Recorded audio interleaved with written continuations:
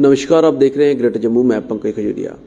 जम्मू कश्मीर हमेशा चर्चाओं का विषय रहा और इलेक्शन का दौर जम्मू कश्मीर में भी एक चर्चा का विषय रहा। और जम्मू कश्मीर ने 47 के बाद बड़े उतराव चढ़ाव देखे और उस उतराव चढ़ाव में हमेशा जो चर्चा रही कि जम्मू कश्मीर कैसे आगे बढ़े, कैसे डेवलपमेंट हो, कैसे इंफ्रास्ट्रक्चर डेवलपमेंट हो। क्योंकि जम्मू कश्मीर की बात की जाए तो जम्मू कश्मीर के क्षेत्र अलग अलग जगह पे जो अलग अलग प्रेफरेंस रखते हैं। अगर बात की जाए मैदानी इलाका गेटवे है जम्मू कश्मीर कठुआ से है, जहाँ नेशनल हाईवे के बाईं तरफ, वहीं दाहिनी तरफ जो है वो पर्वतीय क्षेत्र है। और वहीं पीर बाजार के इलाके के बाद बनिहाल पास के बाद वादी कश्मीर श्रीनगर और उसके बाद जोजिला पास के बाद लद्दाख का बड़ा क्षेत्र। हालांकि दो बड़े क्षेत्र जो हैं गिलगित और बल्तिस्तान जो इलीगली पाकिस्तान ने ऑक्युपाइड किए हुए हैं। लेकिन उसके बाद जम्मू कश्मीर 2019 में एक नई शेप में आता है जहां रियासत को तोड़कर 2 यूटीज में तब्दील किया जाता है। हाल ही में इलेक्शंस हुए। इस इलेक्शन में इस मुद्दे को भाजपा को छोड़ के सभी पार्टियों ने बड़े जोर शोर से रखा।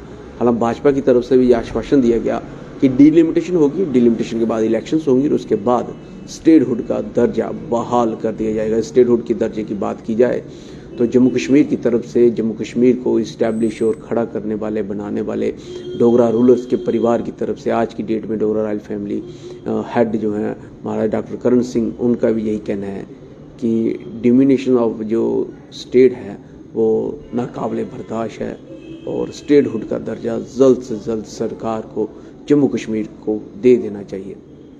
लेकिन कल एक बड़ी बात जो है इस पे माननीय प्रधानमंत्री नरेंद्र मोदी की तरफ से जम्मू कश्मीर के भीतर की गई। ये पहली बार होगा जब वह असेंबली इलेक्शन के बाद जम्मू कश्मीर में है और किसी भाषण में पॉलिटिकल रैली में नहीं, बल्कि एक बड़ा 6 किलोमीटर 400 मीटर की टनल जोजिला पास के पास जो थी वो उसका इनॉग्रेशन हुआ, जिसका अनावरण 2012 में रखा गया था और कल उसका इनॉग्रेशन हुआ। और इसके बाद ही जो बडगाम कश्मीर के बाकी क्षेत्र और सोनमर्ग के क्षेत्र जो हैं उनके साथ कनेक्टिविटी 12 महीने हो जाएगी। इस प्रकार की बातें आ रही हैं। इंफ्रास्ट्रक्चर डेवलपमेंट की बात की गई, लेकिन बड़ी बात यह है कि इस मौके पे जब इंफ्रास्ट्रक्चर डेवलपमेंट की बात की जा रही थी तो इंफ्रास्ट्रक्चर डेवलपमेंट की बात करते करते एक बड़ी बात जहाँ पे उमर अब्दुल्ला और माननीय प्रधानमंत्री आमने सामने थे, मुद्दा था स्टेटहुड का। और स्टेटहुड के मुद्दे पे उमर अब्दुल्ला की सरकार ने पहले ही कैबिनेट के फैसले कर लिया था कि मीटिंग में कि स्टेटहुड रिस्टोर होनी चाहिए। हालांकि ये सेंटर ने देनी है। क्या कुछ नरेंद्र मोदी जी ने, प्रधानमंत्री जी ने जम्मू कश्मीर में विधानसभा चुनाव के बाद पहली विजिट में कहा।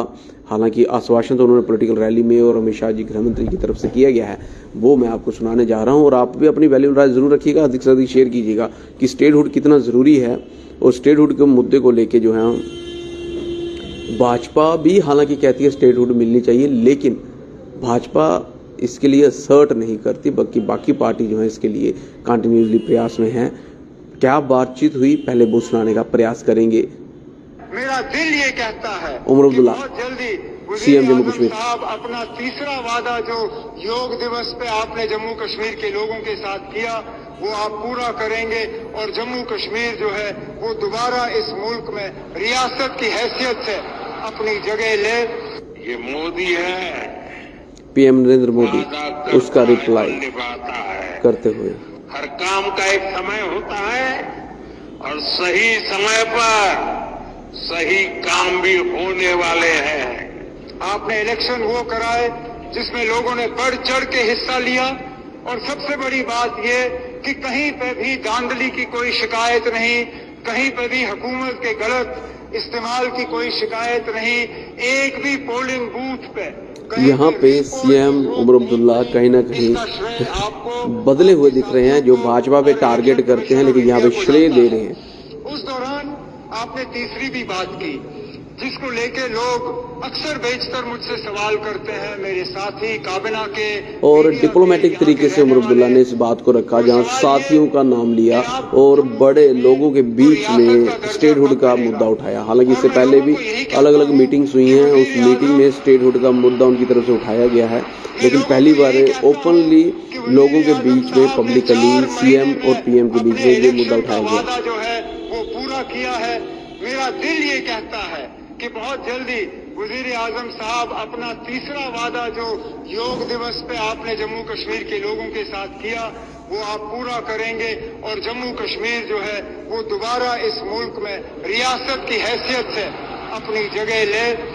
लेकिन आज इस खुशी के मौके पे वजीर आजम साहब, मैं दिल की गहराइयों से आपका शुक्रिया करना चाहता हूं कि आप इस ठंड में हमारे दरमियान आए, आपने इस टनल का इफ्तिदा किया। आज वजीर आजम साहब, आपने देखा होगा मौसम ने भी आपका साथ दिया, आसमान में एक बादल का तिनका नहीं। ठंड जरूर है लेकिन धूप की कमी नहीं। बेशक हर ठंड क्यों ना हो, लेकिन हमारे दिलों में गर्मी की कोई कमी नहीं। हम उम्मीद करते हैं कि इसी तरह, क्योंकि जम्मू कश्मीर के साथ आपका बहुत करेंगे कि बार बार आप आए, बार बार आप हमारे दरमियान रहें और इसी तरह हमारा।